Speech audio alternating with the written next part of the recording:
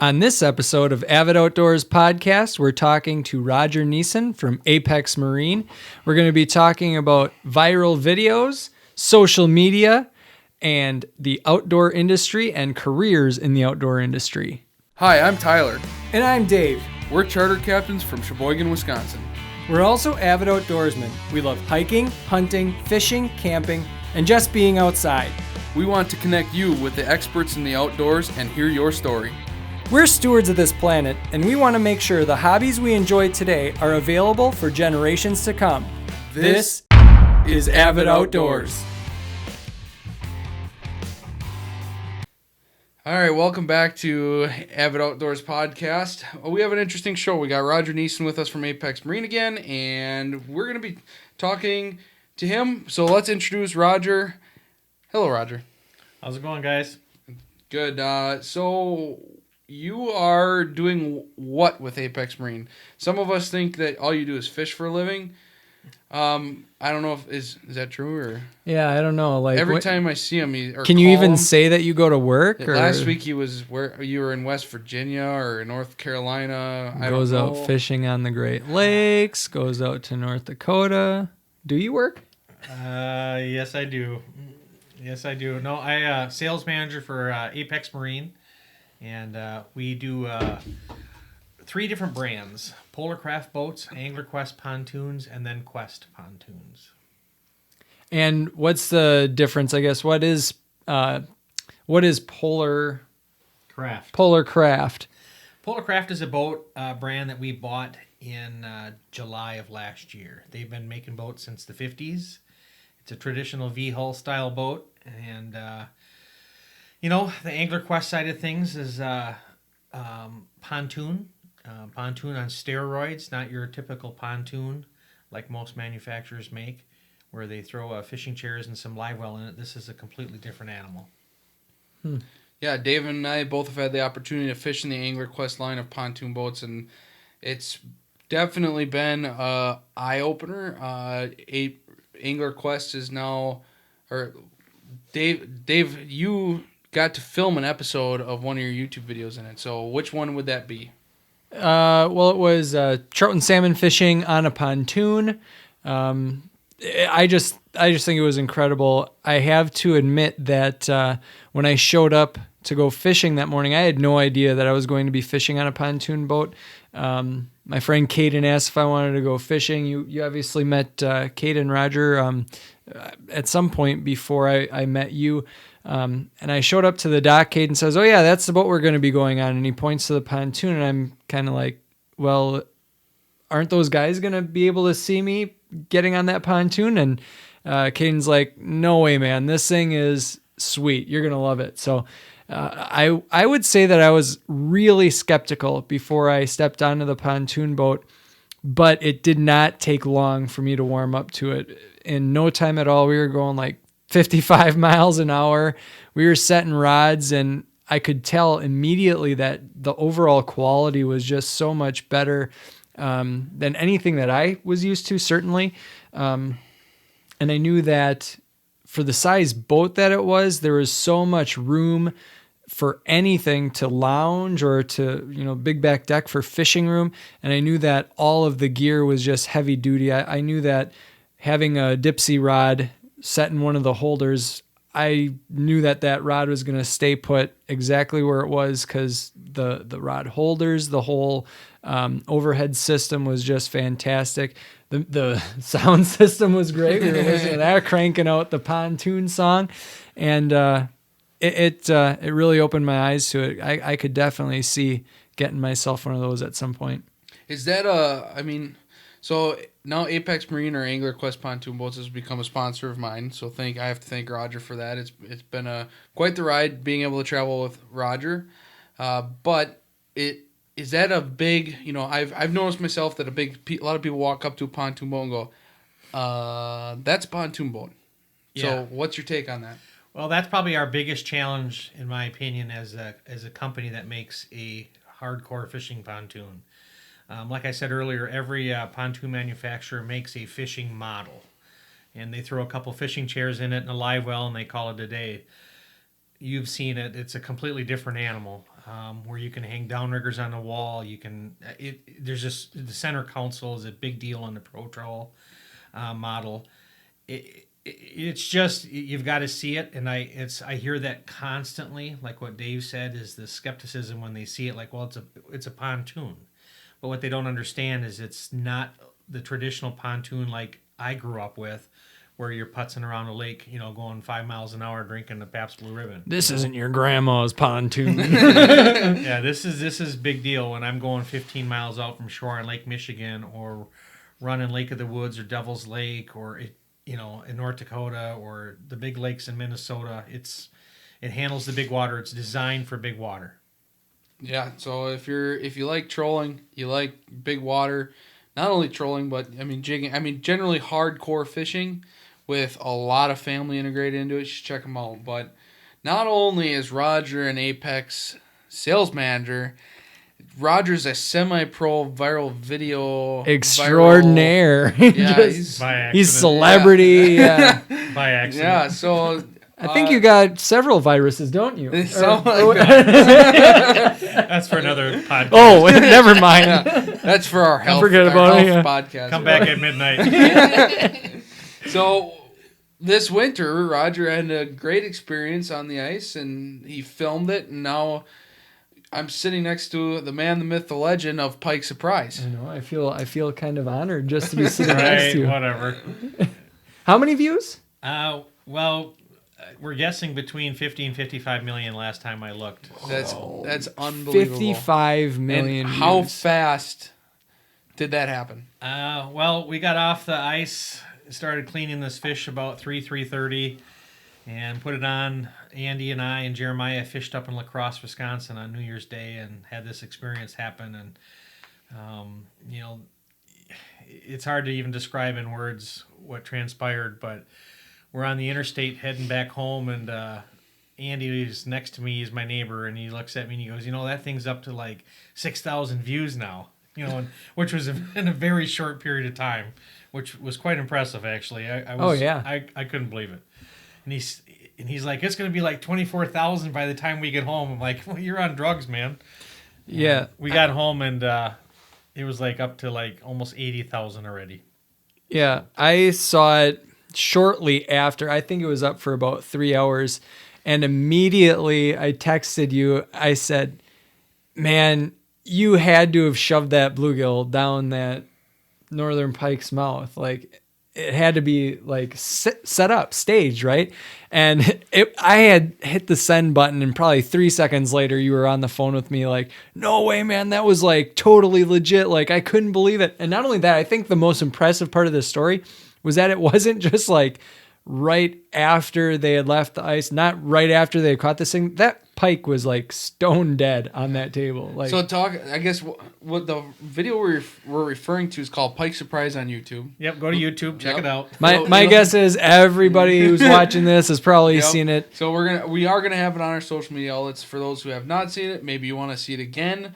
Roger would surely appreciate like you viewing it like couple hundred times. Viewed a few more hundred times. Yeah. Yeah, share it, like, share, comment. So what exactly, what transpired as you, like, when you got this pike, you had this big thing in his belly, right? What transpired throughout the day as you're like looking at this thing going, what in the world? Well, and actually have another video of it too, but earlier in the day, because I said stay tuned because we're going to see what's inside this thing. Because after we got it up on the ice, we noticed it had a weird object in its stomach. And you can see in the video, you knew something was going on weird. And as we sat there throughout the day, I came to a conclusion that it was a turtle. And I wanted to show my kids when we were going to clean this fish later that this northern pike would actually eat a turtle in the middle of the winter and dig it out of the silt in the bottom of the lake. I've seen frogs and stuff in northern pike before. But we caught it about 9:30, we figured, and we were cleaning fish about, I think, 2:30. So that northern pike had been on the ice for 5 hours. That's crazy. Unbelievable. That's hard to really, honestly, truly believe it's for that long. Like, how do you think nature is like? Nature's one scary beast. Like, I don't know if I want to mess with nature. And your whole like point of shooting the video was not in the intent of releasing it on social media. No, Really? no, not really. I mean, I put it on Facebook because I knew it was a cool video and it's like floored all of us. Once you watch the video, you'll see it's just we were taken back. But my goal was to show the kids, showing my kids what is out there in the world with nature and how things are just set up, and it's just floors us. But I needed to show the kids that this turtle was in this northern stomach, and there was no turtle. I have to, just my processing as I was watching that video for the first time, and I watched it again for the 60th time today, but the first time I saw it, I'm like, okay, he's going to cut this thing open, and you're saying turtle the whole time. I'm like, yeah, it's going to be pretty cool. And then you cut it open, and there's this, you can see the bluegill. I'm like, I've seen bluegills in stomachs before, and that thing pops out. It's like, that is a giant bluegill. You know what I mean? Like, that is incredible. And you're like, oh my gosh. And then it starts flopping. And that's when you realize this is going to be huge. Not just like big, but like gigantic. And it was so much fun for me to like make that connection right away. Like, Roger, buckle up because this thing is going just everywhere. And my guess is this thing will be big for several years to come. This will be one of those... not just viral, but kind of like classic videos, and you can kind of pick out a few that you can think of. I remember one video, there's this little girl, maybe 6 years old or something, catching a huge bass on a Barbie pole, and she's having a great time. You've got some other viral videos. I know that Uncut Angling has one. He's catching a muskie with a fidget spinner. You know what I mean? Yeah. Like, you've got those really, truly classic videos from the outdoors you just know are going to be sticking around for quite some time. So it was pretty cool to have that connection to you that I kind of had like one of the first points of contact with you after that was put up. And I just knew it was going to be huge. So yeah, it was pretty overwhelming, really. Well, congratulations, Roger, on your semi-pro viral video I career. I feel like, are we like your first interview since then? Like, are we, Well, unfortunately, no. You guys, I got up the next morning and I had people ringing the door, not ringing the doorbell, but wanting to interview me, and phone calls, voicemails from news outlets and all that stuff. It was pretty cool. We're still pretty close to the cutting edge anyway, right? I do feel like like we're relatively good friends with Roger, and I couldn't talk to him for like 3 days after that. I don't know if... Yeah, he wouldn't answer his phone. I don't know what he was doing. That's because I had to leave my phone literally almost away. Yeah, it was crazy. I have a voicemail from you. It's actually saved in my phone. He called me at some point in the next couple of days. He says, Dave, it's crazy. I don't even know what to do anymore. I'm getting phone calls from Meat Eater. I'm getting phone calls from... who this and that and all over the place. I'm like, I've never even heard of some of these. And it's just like, he's like, it's crazy. What do I do? It was overwhelming. Yeah. That's cool though. It's pretty impressive to see something that you've done really just get so much attention from the whole outdoor world, not just outdoor world, but like that really spanned across the world. Like anybody, you know what I mean? Like anybody who saw that was pretty impressed by that. So not along with your daytime job being an Apex Marine employee, but you have a family and kids, and like to integrate them, and that's kind of why the video came up, was for the kids and integrating them into the outdoors. So what's that like, working in the outdoor industry, trying to still keep your kids active in the outdoors? Well, in today's day with social media, and all the technical stuff that's out there for kids to have their mind preoccupied, like when I was growing up, my goal was to get to the water for the day and with a can of corn and try to catch carp and make dough balls and go fishing. And today's kids nowadays, you just don't see that very often. And to me, it's important. It's who I am. It's what I'm made of, and I want to share that with the kids. It's very important to me. Yeah, you have quite a large family, and yes, we do. I think it's very important that you spend quality time. I mean, all three of us are very fortunate enough to have understanding families where in the outdoor industry where we tend to do a little bit more traveling than most. When we get home, it's still important to spend time with them. And you do a good job of that. You have a large family, and you put them in the big Angler Quest pontoon boat and take them fishing. And so with your career, how do you try to integrate your kids into your career? Well, when I'm around and I'm able to, we get out on the pontoon and get them fishing and help them understand that the resources that are out there. We get to use I get a demo for the year, so it's fortunate where I can take this boat out and my family. The AnglerQuest platform allows us to have the room to be able to bring many kids. Like you were saying, Tyler, my family's large. My wife and I have got 8 children. We've adopted 5 different kids, and actually one of them has some special needs. So the AnglerQuest platform is a huge benefit for her to be able to function. I had this big viral video that fell in my lap on New Year's Day this year, but I got a video last year that I took of my youngest daughter that's got this special needs and her catching her fish on an Angler Quest. That video to me will always speak so much more in volume than this one that took place on January 1st. But the Angler Quest platform allows that. You've got the space to do it. The family can stay safe, be comfortable, and fish hardcore like any other boat that's out there. I think that's important too, into kind of just getting anybody and everybody into the outdoors. I think an Angler Quest is so much better at allowing that ability. You can step right from the dock to the deck of the boat. It's very easy to get onto, and then while you're on it, it's stable. And there's lots of room to maneuver, even if you needed a wheelchair or you might be limited in mobility. You're not just going to be bumping into things. So I can certainly appreciate that. I know I haven't introduced this anywhere else, but I do coach Special Olympics, and I think that it's important to be able to provide all these opportunities for as many people as you possibly can. And I certainly appreciate Angler Quest for being able to make something that can accommodate basically any age level or any experience level. So how long now you've been with Apex Marine for how many years? It's gonna be, I think, coming up on my 5th year, I think. Okay. And how long have you been in the outdoor industry? I've been in the outdoor industry for about 35 years now. Jeez. Yeah, whatever. Knock it off. I have not even been alive for 35 years. Me either. Jesus.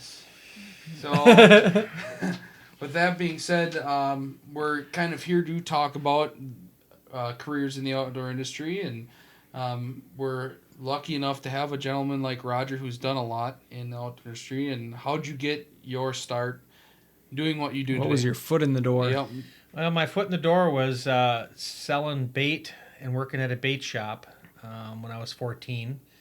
I would drive my bike down to this sporting goods store with my allowance and side job money, and I'd spend it all there on fishing equipment. And I would get to know the people that were in the store and build a relationship with them. They knew who I was. I was a regular and a kid that was addicted to fishing. And as soon as I could legally work there, I applied.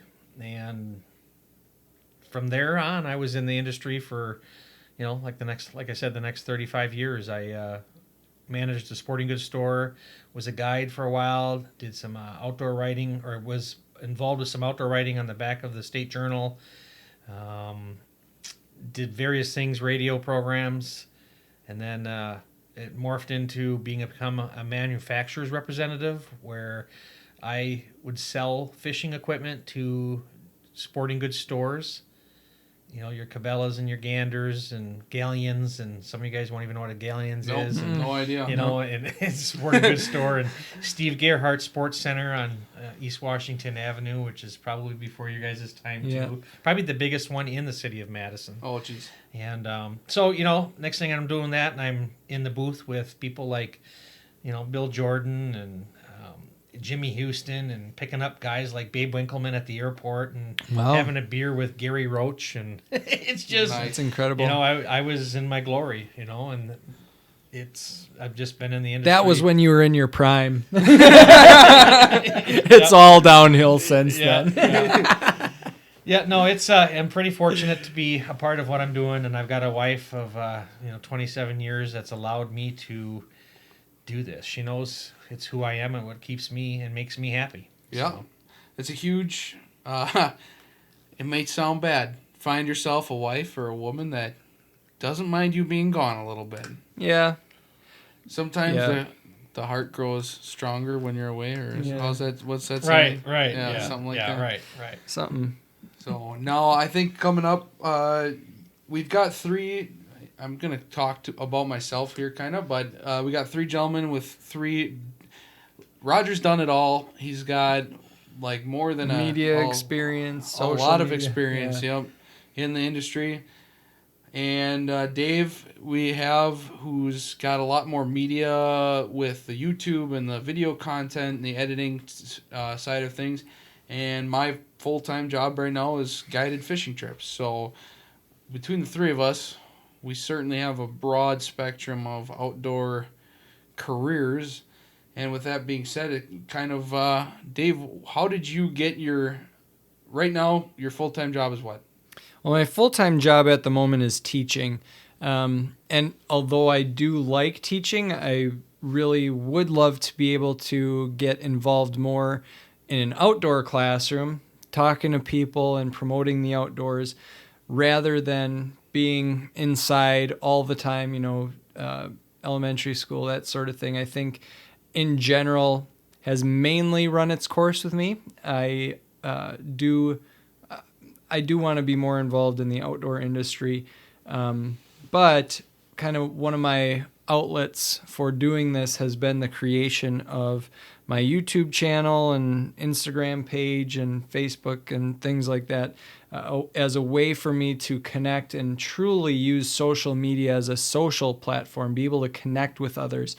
And also, I basically just started the YouTube thing up as a hobby, something that I thought that I would like to just give a shot. I had seen several other fishing channels on YouTube, and I thought, it looks like they're really just having a lot of fun, and I really just concentrated on learning as much as I possibly could, and that's kind of what I focused on, was just being able to learn how to do it.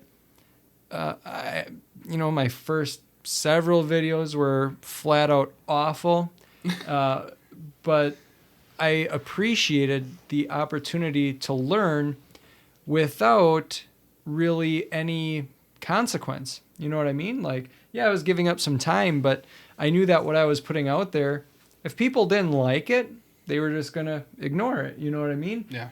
And if they did like it, they were going to say something, hey, I like this, or they would give me feedback as to how to improve it. So I would say that's been the coolest part of this whole journey, is not only being able to learn, but to hear from others, kind of hone the craft a little bit. So I've been able to really, really appreciate that learning experience, really learn to crave that.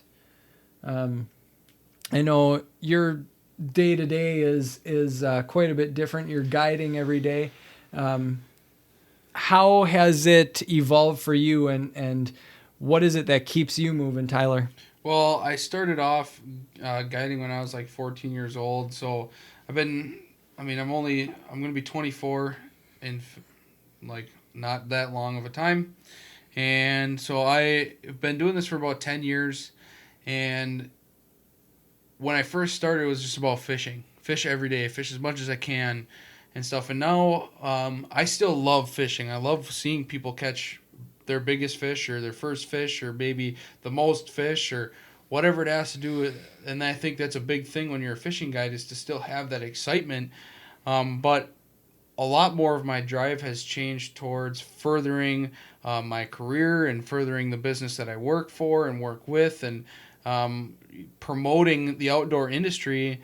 And with that being said, I've gotten the opportunity to pro staff for a couple different companies and have the opportunity to travel to shows, and some of those companies are like Clam Outdoors and Blackfish Gear and Angler Quest pontoon boats and Apex Marine, and though they have created an outlet for me to go to these places and talk about hunting and fishing. And now in the more recent time frame is social media for me.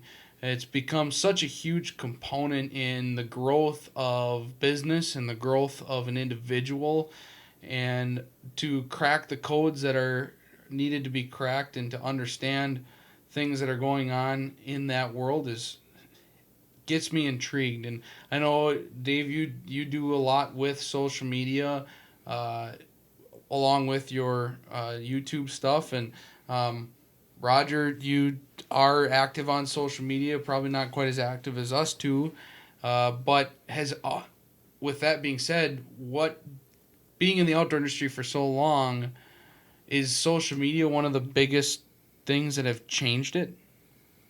I think so. Yeah, I mean, absolutely. It's the resources that you have out there to learn how to, learn to tie a slip bobber, and how to set one up and how to rig it accurately, or how to make your own crawler harness, or how to tweak a planer board, I mean, growing Yeah. up, we didn't have that option. I mean, you'd be asking guys at a boat ramp, or you would be looking for, your next news publication to come in the mail, or sitting down waiting for the television to come Yep. Saturday morning and watching your fishing shows with, I won't even say some of the fishermen. You guys won't even know who they are anyway.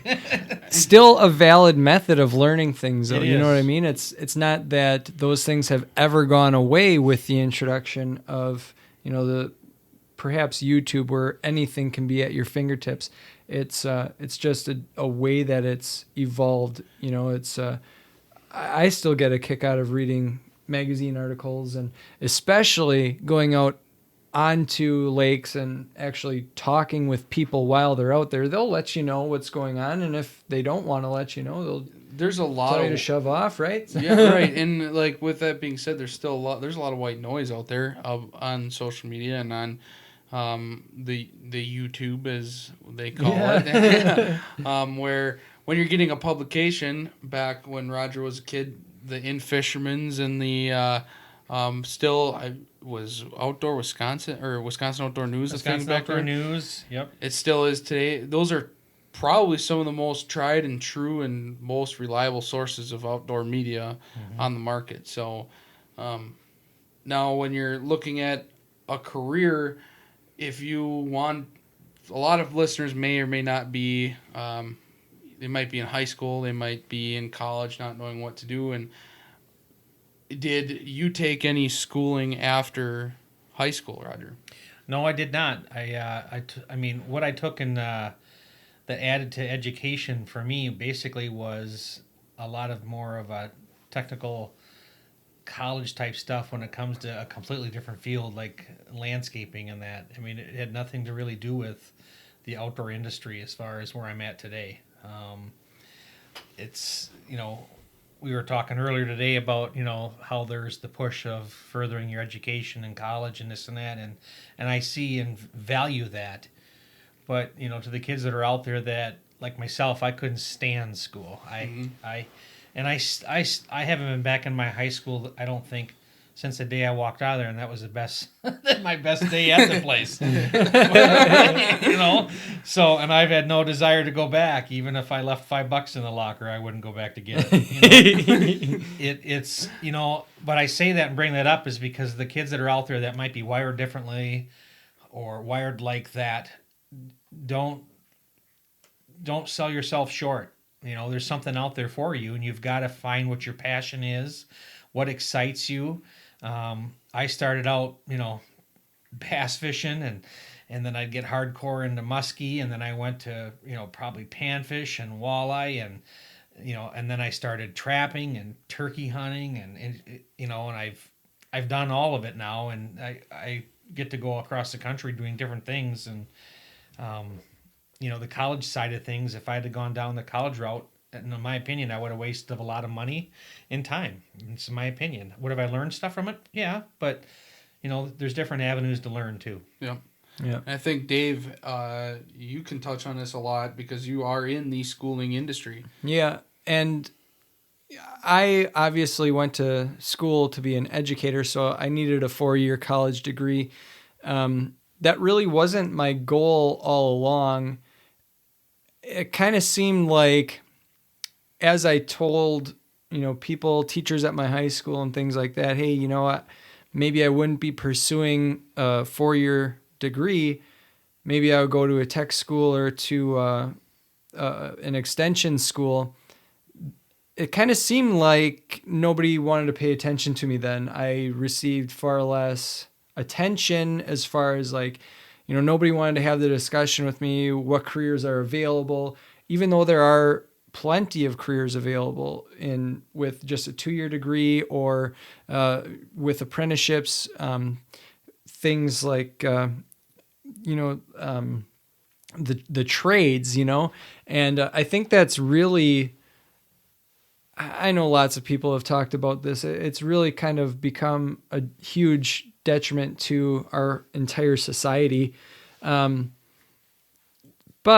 at the same time, I am glad with the way things turned out. I'm glad that I went and got my degree, and I just don't necessarily think that it's for the masses. I don't think it's something that everyone in our country needs. But it's pushed that way. You know what I mean? If Absolutely. you don't have your 4-year degree, there's absolutely no chance for you. Yeah. That's the way it's pushed a lot of the time. And don't get me wrong, I really, really think that we have a fantastic opportunity that doesn't exist all over the place. I get it. College is expensive. Maybe it's paid for by tax money. It's paid for by somebody in other countries. But we do have it good if you want the opportunity to go to college. Chances are good that you will be able to go to college. Yes, you might have debt at the end of it. You kind of make up your mind as you're going along, what sorts of debts you want to get into, which you're able to get out of. But we have the opportunity to definitely do whatever you want to. It's just really, really, really emphasize that you need a 4-year degree. When I believe in reality, there's so many more opportunities. In fact, most of the most successful people that I know do not have a degree in the field that they're working in. Or I should say, they got a degree and then basically ditched it to go after another career. Yeah. If that makes, that makes sense. Schooling might not be for everybody, but it might gain you an experience. Oh yeah, for sure. Don't get me wrong. I think like my time at college I was able to just take a little bit more time to mature, I guess, build relationships and experiences, figure out what I wanted to do. When I went to college, I didn't know what I wanted to do. And maybe that was one of the reasons I went, just because I had no clue what to do. Like, it gave me like 4 more years to think about it. But yeah, I went to school for a year, and as I'm sitting in class every single day, realizing that I could be fishing and I was fortunate enough to have already started a career in the fishing industry. So I went to school for a year to be a natural resources tech. Mm-hmm. And at the end of summer, as fall is fast approaching, and that I'm ready to go back to school, or so I thought, I looked at my parents, I looked at my boss, I said, I will do anything to not go back to school. Yeah. Literally anything. And anything is what I did. So I put my head down to the fact that I wanted to be a fishing guide. And I think that just furthermore is our point, is you could do anything you want to do.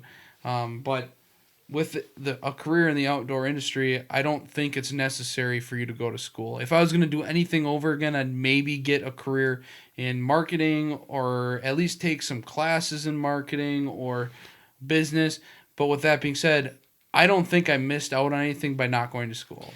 I think you kind of touched on something that's really important too, is that basically the reason we went, or that people go to college, is to get a degree rather than going to college to get knowledge. You know what I mean? Like, it seems like there's a whole lot less dabbling into things that you might be interested in versus like things that you want a career in. You know what I mean? People don't generally go to take a course on, like, I really, since I've become a teacher, something that really interests me is just like forestry, and like being able to identify certain plants and trees specifically.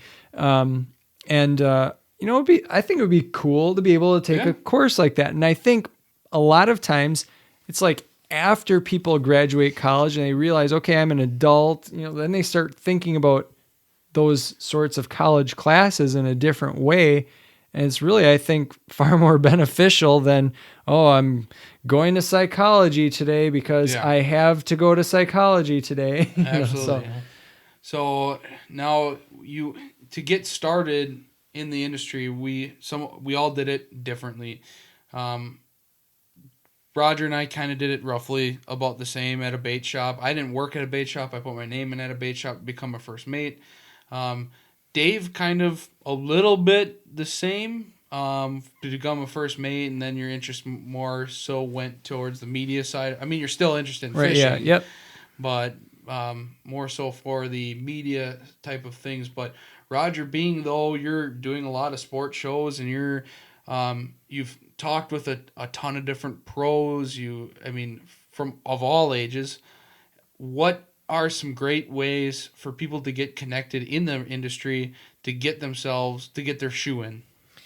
Well, I think one of the biggest things for the youth today, like when I was growing up, we didn't have in high schools, but I know there's a lot of schools now that have high school fishing teams.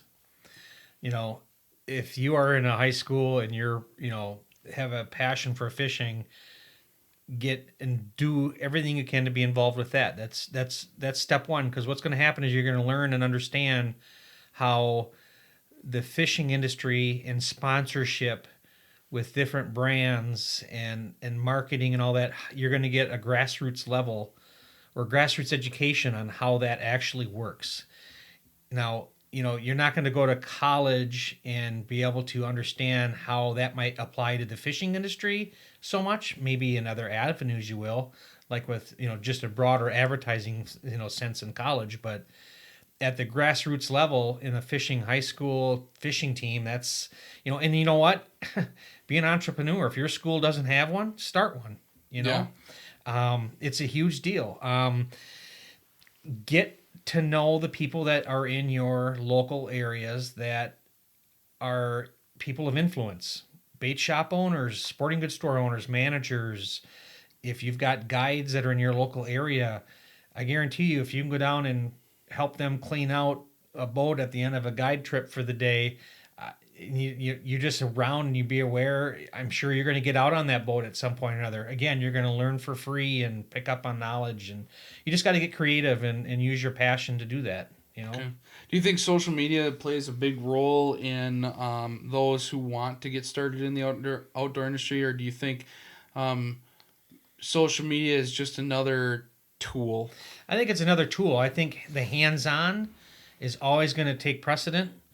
I could probably go on YouTube this afternoon and figure out how to put a new motor on a lawnmower. Yeah. But doing it is another thing. Yeah, I think so too, because you can. I don't think social media is a platform to start your career. No.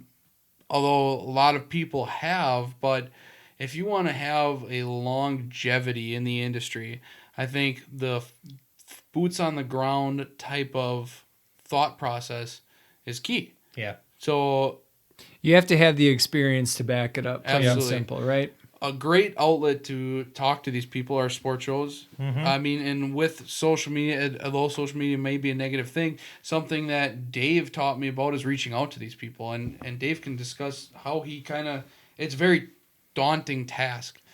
Yeah, and I guess it can be intimidating at first. You see somebody that you've been following maybe, and you kind of think, yeah, this person doesn't have time for me. They shouldn't have time for me or something like that. But it turns out that these people, whoever it may be, really honestly are trying to help, and if you can maybe break the ice, certainly with a way that they've already helped you, they are going to take that as, as a very rewarding experience. I know if somebody reaches out to me in that sort of way and says, "Hey, I really like your salmon tips and tutorials," I'll take that as like, "Hey, like I'm really happy that I've been able to help you."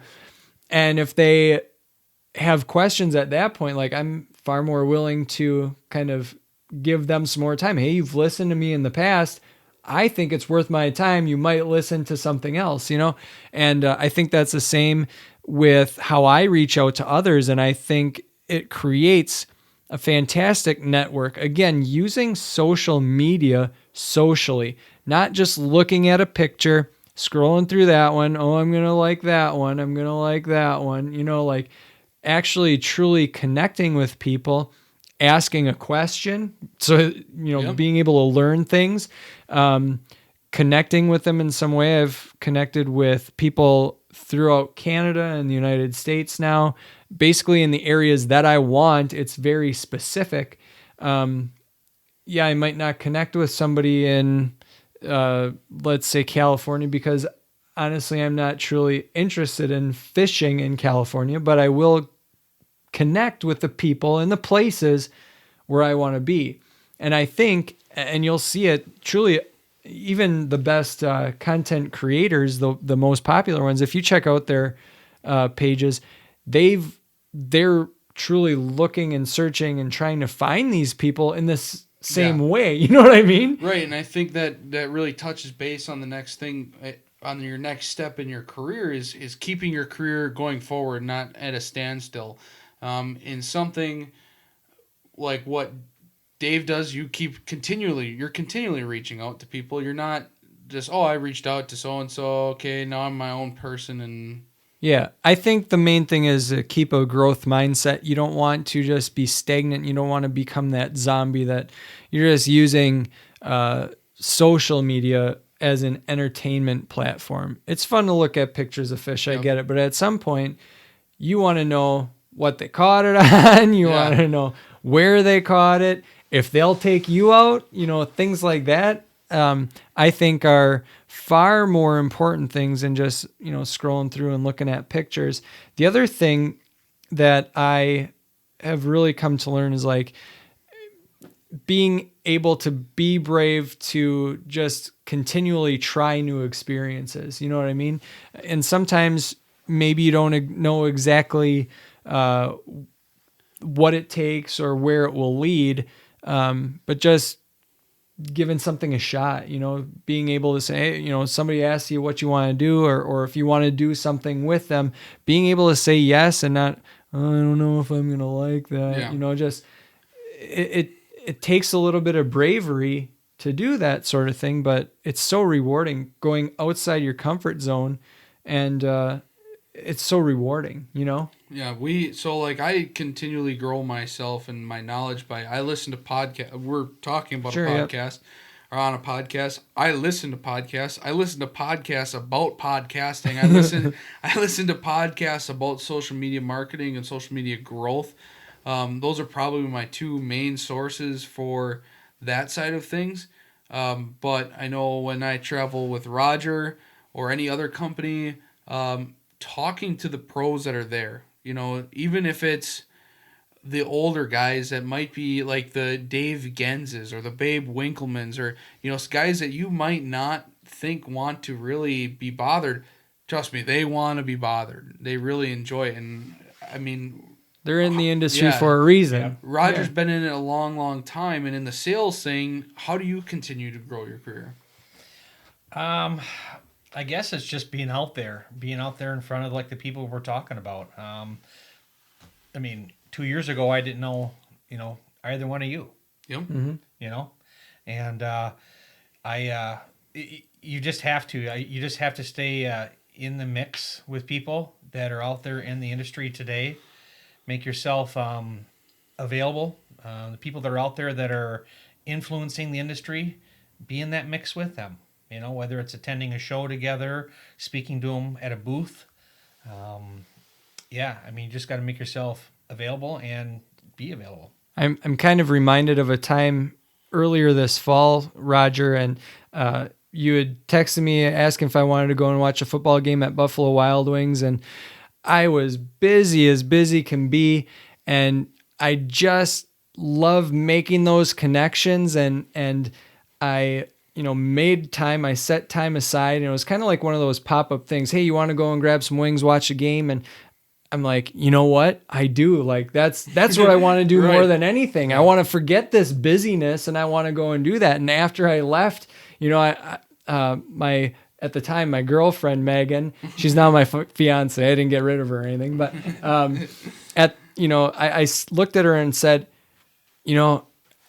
that's honestly what I truly love about this all, like being able to find new ways, meet new people, learn new methods, and just the overall learning experience of it all. And it just like fascinates me. And I said, gosh, like, could you imagine like if I had just said, I need to be responsible right now and get done the things, you know what I mean? Like I would have missed out on that opportunity, and I would have missed out on the wings too, but, but I just had so much fun just chatting and kind of working things out and figuring out what we can do together to collaborate, which I think is incredibly important in this industry.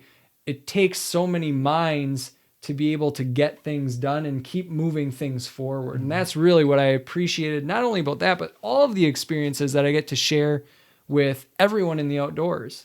No, I have a little bit of a bone to pick with these two, because I don't remember. He should getting have an nothing to invite. say tonight.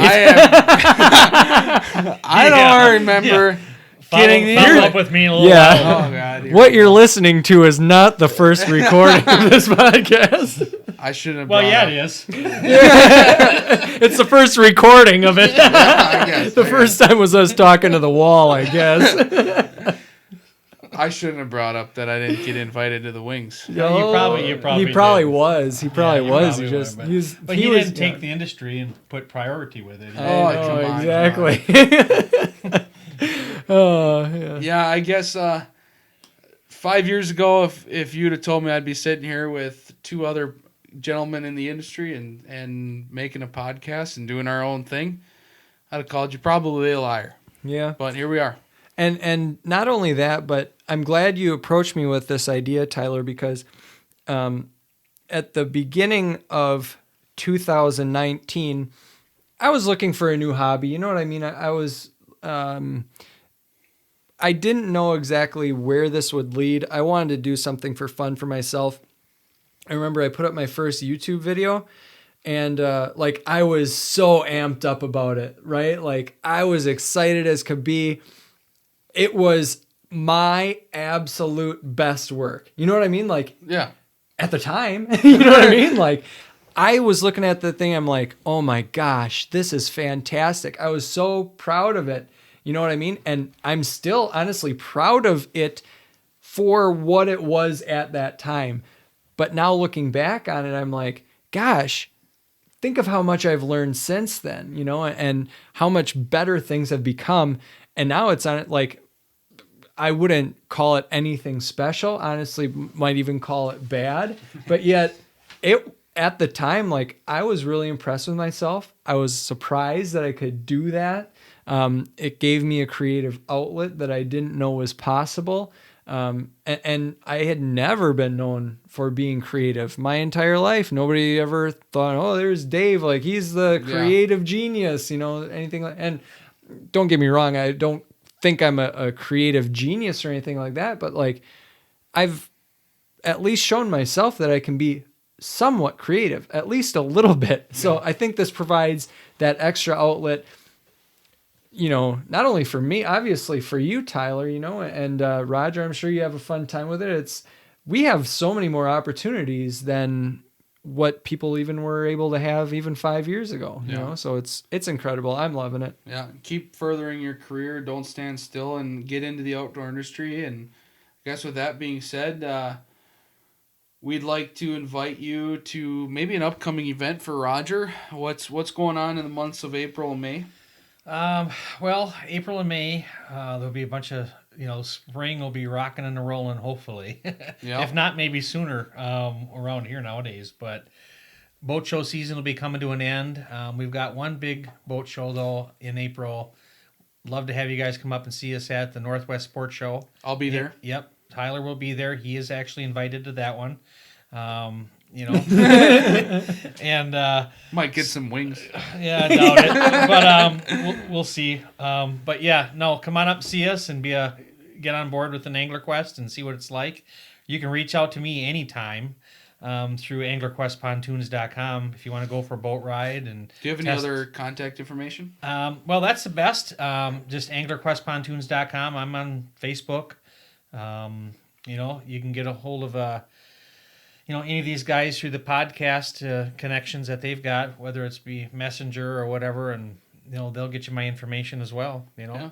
You take people out on boat rides just for the fun of it? That's Sure. your job? Yeah. Absolutely. You Yep. can, and anybody that just message you up, hey, let's see what this is. out. Yeah. Yeah, absolutely. Gotcha. Yeah, give us shoot us a message, because obviously coming open water, it's guide season for me, and Dave likes to go for boat rides, so maybe I like boat rides. Maybe we can line it all up, get Roger up here, get you guys in an Angler Quest, or I might even have an Angler Quest by then.